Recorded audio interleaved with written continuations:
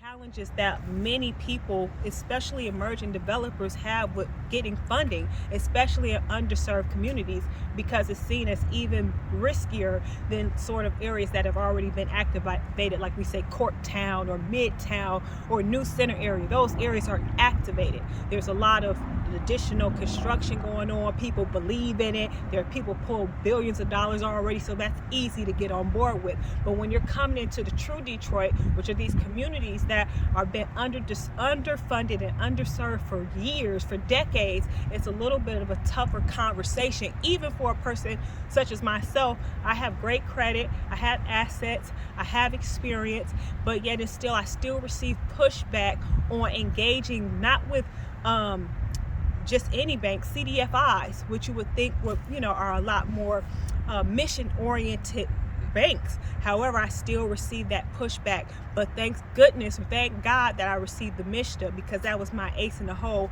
that gave me the leverage that I needed to re-engage the banks, which then gave me an opportunity to get this project going. What's up? My name's Candus Rucker. I am Coin, the new Detroit realtor, and I am excited because I'm the owner of Rucker Property Management Group, which is a full-service brokerage that focuses on property management for residential spaces. But I'm also an emerging developer in the city of Detroit, and I'm standing right in front of one of my sites where we seek to redevelop from the studs, pretty much. This is a full demo project, a 4-unit apartment building consisting of 2 bedrooms, 1 bath per unit. Each unit is a little over 900 square feet. So we're really excited to get this project going, and it's in a community that I love because I grew up in this area, so that even makes it more exciting and just a great time for me to get into this space and get into development.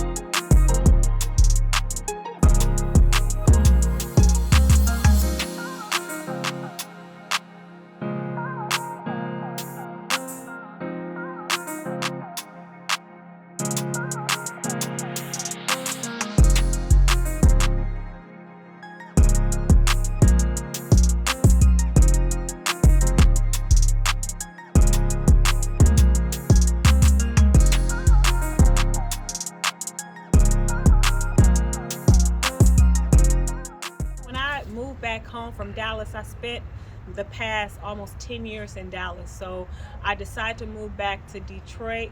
I'm from Detroit, but decided to officially move back to Detroit in July of 2022. So the first thing that I did was to get more immersed in the real estate industry. I went to a NAREB conference, which was at Motor City Casino, and I was able to connect with BCV, Building Community Value. Applied for that program, I got in, and that was the door that opened up so many opportunities and just different exposures to an ecosystem that I didn't even know existed in the city of Detroit. So once I joined BCV, they pointed me into the direction of Capital Impact. Capital Impact was another great program that I was able to be a part of that was totally free, but also again helped me to really hone in on my pro forma and my financial skills. And then We Build, WSDI, We Build Women. That's a great organization too that I actually recently graduated, again dedicated to women developers, emerging women developers, Black and brown developers. So all those 3 programs have played a significant role in helping me to more so, I feel, accelerate my path to being a full-time emerging developer here in the city of Detroit. And confidently, because they've given me so many tools that I can use that help me to really navigate this space and not feel overwhelmed. So all of these units are going to be 60% AMI. So we're looking at about a $1,200 to $1,250 monthly rental rate. We're also going to still include water. The tenant will be responsible for electric. We're eliminating gas, so there will not be a gas component in the building. Everything will be more energy efficient with electric. So we're looking at a $1,200 to $1,250 price point, and it's really competitive in this area because most of the other properties that are listed that are the same, comparable to this type of unit, are actually slightly higher with less amenities. So we're going to have in units, an open concept, nice beautiful fireplaces, and it's fully rehabbed and energy efficient. So we're definitely meeting the demand with clients that are looking for affordability, efficiency, and quality type of housing. It features 4 apartment units. Each apartment unit has 2 beds, 1 bath. Each unit is a little over 900 square feet. And they all have these beautiful fireplaces. So they're not functional fireplaces, but we're going to add an electrical fire component to it to make it really warm and bring out more of a home feel for the project in this unit. But every unit has a beautiful fireplace. So right now where we're standing in, this is actually the living room. So pretty spacious. We're not going to change anything in terms of the layout in this space. But what we're going to do now, we're walking into the dining room. So the only thing that we're adjusting with this project is this up ahead is the kitchen. So we've actually eliminated the divider. So it's just going to be an open space where you can entertain your guests right here from the living area, see them from the dining area, and the kitchen will be an open concept. We're also going to do something cool where each unit will have in-unit washer and dryer. So we're going to have stackable washer and dryers here. So this will be a dedicated space for your stackable washer and dryer. And see how we have a nice long hallway that you walk through. So you got on your left-hand side, my left-hand side, the first bedroom. About 10 by 10 bedroom size. Then wedged in between is the bathroom. So if you can catch the vision, this will be the bathroom. And then right at the back is the second bedroom. Again, they're comparable in size with both bedrooms. This is a nice little closet space that we have. It was a linen closet, so we're going to convert to a nice closet space here. And then you have a back way entry. So this is actually the door for the back. So if you want to enter your unit through the front or the back, you will have access. Everybody will have entry points to the back and the front. And up the stairs here is an attic. So that attic was actually initially built out as if it was another additional unit. We still want to stay true to the 4-unit model with this project. However, the upstairs is a really big, spacious, built out unit that looked like it might have been a 5th unit, possibly used as like a studio.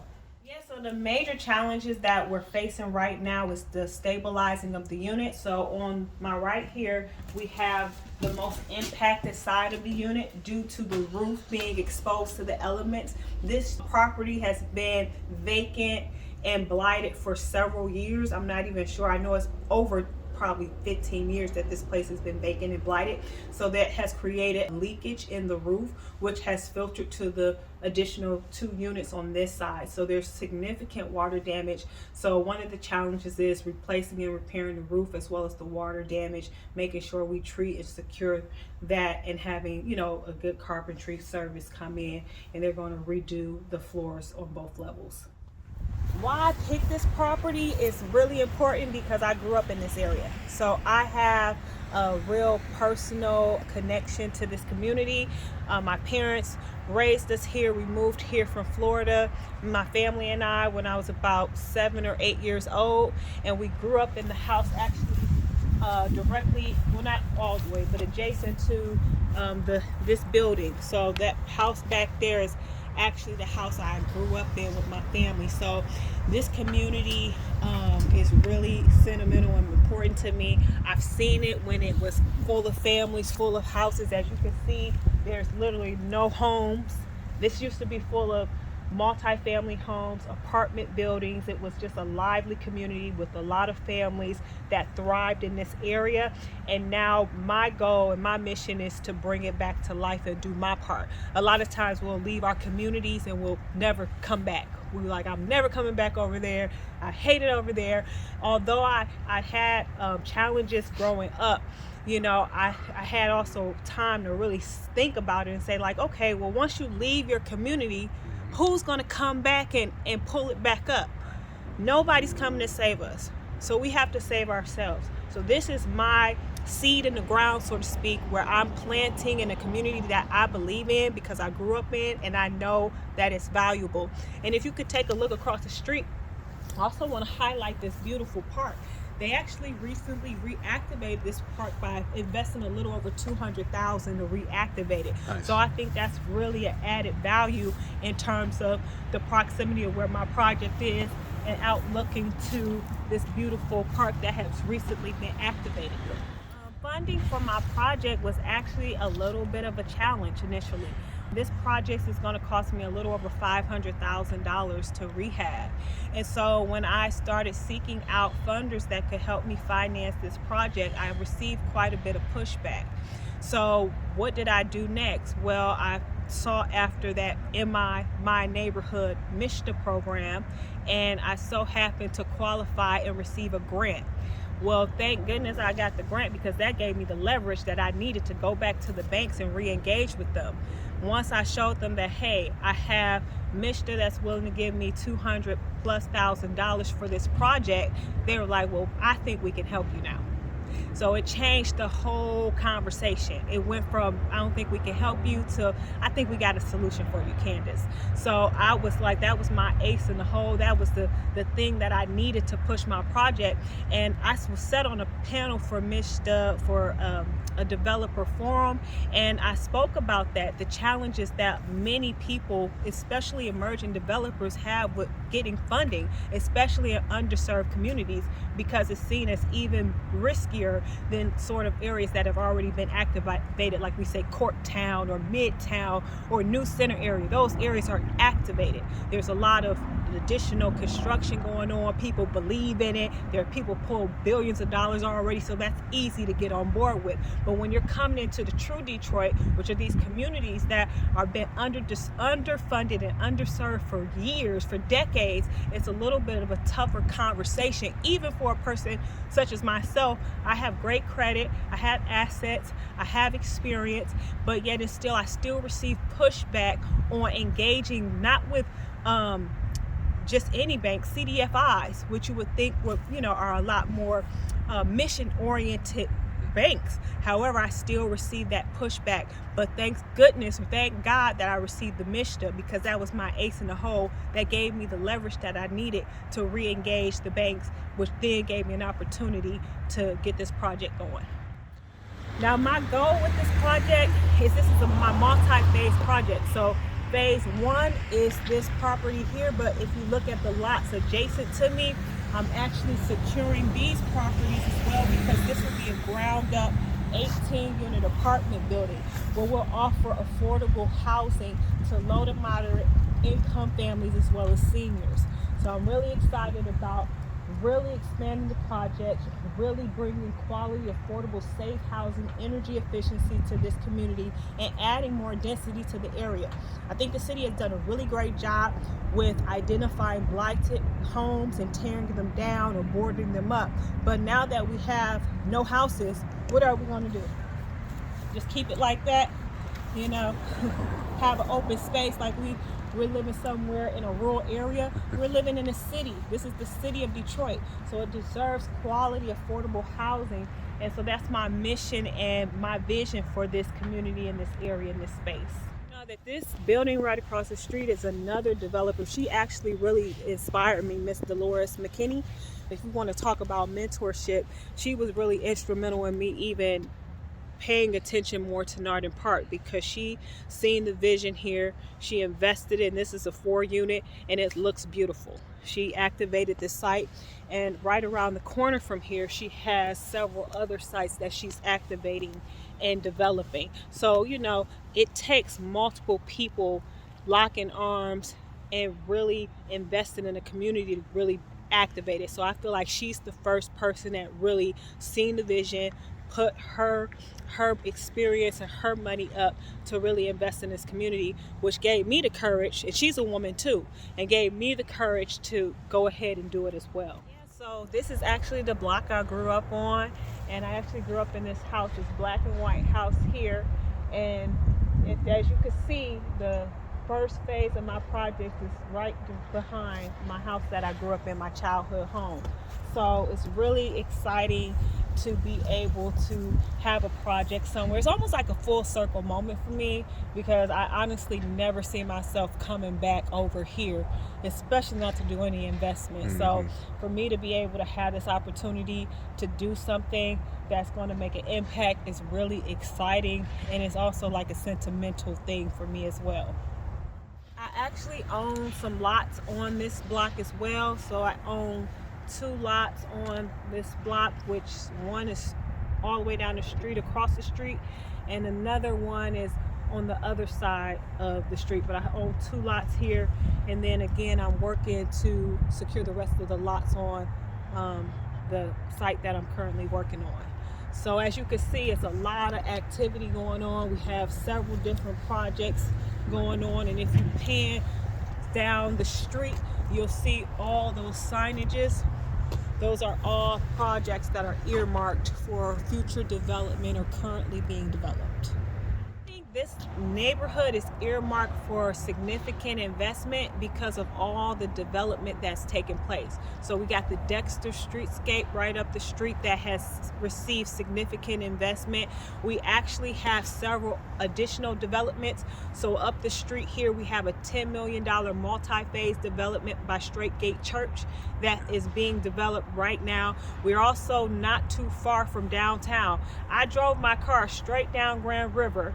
It took me 8 minutes to get there, driving straight down Grand River. They're building a new University of Michigan innovation facility there.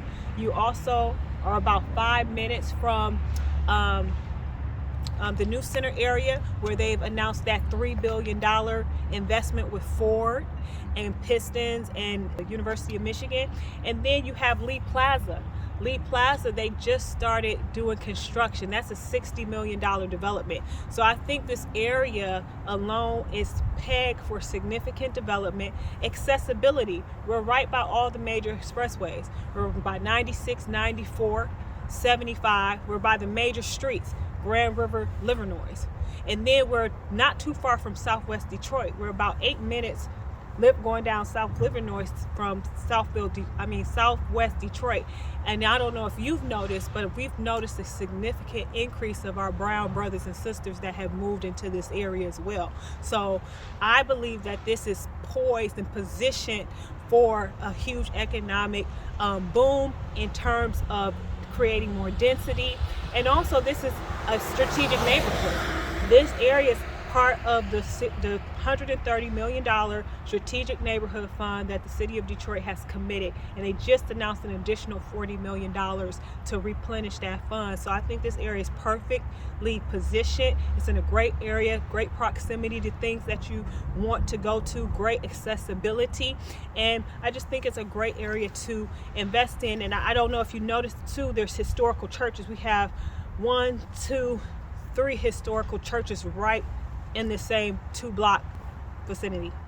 My journey has been so amazing, and I always say it's a God thing, because a lot of the things and the decisions that I've made up until this point, I feel like I was led by the leading of God. So I moved from Detroit to Dallas in 2013. I used to be a banker with Chase, and so they had a position open up in Dallas. So I'm like, I'm gonna just apply and see what happens. And lo and behold, they called me back in such a shorter period of time. I only had like 35 days to reconfigure my life and move to Dallas. So once I moved to Dallas, I started noticing in the banking world that I was working at the branch specifically, a lot of my clients, because I was a business banker, were realtors, or they were commercial real estate agents, and they would bring in checks that were like $100,000+. And I'm like, what are y'all doing for a living? They're like, we're a realtor, we're commercial real estate. So I'm like, you know what? I've always had a passion for real estate. I used to have my license back in the day, and I did hold a license in Detroit. So I'm like, you know what? I'm about to jump out on faith, and I'm going to go ahead and get my license. So I quit my job before I actually passed my real estate exam in Dallas. So I quit my job January 30th, 2015, and I passed my test January 31st, 2015. And I got my license, and I was full steam ahead. So fast forward, I became a multi-million-dollar producing agent. I began to do property management, where I managed a portfolio of $7 million+ of residential real estate. I've also done 3 flips. So once I got into that flipping game in Dallas and seeing those larger checks, that really changed the game. I was like, it's no way I can do real estate the same in this retail space when I'm missing out on so much money at the closing table by being on the other side, and that's being the actual investor. So that's really what piqued my interest to really go into a different realm of real estate, and not just being a retail real estate agent, but also being an investor. You know, we're taught to be agents, we're taught to be brokers, but when do they tell us we can be a developer? When do you hear you can be a developer? How many black developers do you even see that are successful? So it's like, let's change the narrative. And that's another reason why I wanted to go into development, because I'm like, I want to own. I believe that ownership is key. I believe that I should control my destiny, and I want to also build up a legacy for my kids, my future kids, when I have them. But this was all a part of that plan that I didn't see coming. And I felt too that me coming back to Detroit would be a perfect environment for me to hone in on my development skills and really attack the development market, because it's such opportunity here in the city of Detroit. As you can see, it's land everywhere. So it's a great opportunity here in the city of Detroit. I feel like the point of entry is a lot more affordable as opposed to me being in Dallas. So I made that decision in July 2022 to come back to Detroit, to my hometown, and really hit the ground running. And I've immersed myself. And that would be my advice too, if you're interested, whatever field you're interested in. I believe in immersion, meaning that everything that you want to do pertaining to that subject matter, you need to be involved in. If it's a developer class, go to a developer class. If it's a developer seminar, go to a developer seminar. If it's attaching to somebody that's doing a development, meaning a mentorship, get attached to that mentorship. Immersion is key. And I believe that's how I've been able to accelerate in my journey, because I've been intentional about the organizations I joined. I've joined READ, Real Estate Association of Developer, which is a great organization. Been a part of BCV, been a part of Capital Impact. We build whatever it is. I'm now in a new program, MISHTA development program. Whatever program that I can attach myself that's pertaining to development, that's what I want to be a part of, because that's what's going to help me to perpetuate me into the successful path and the journey that I want to go into. I see myself with Rucker Property Management in the next 5 to 10 years with 100 properties that I personally own under my belt, as well as manage, and also managing a portfolio of other properties for other people. So becoming more of an asset management based firm.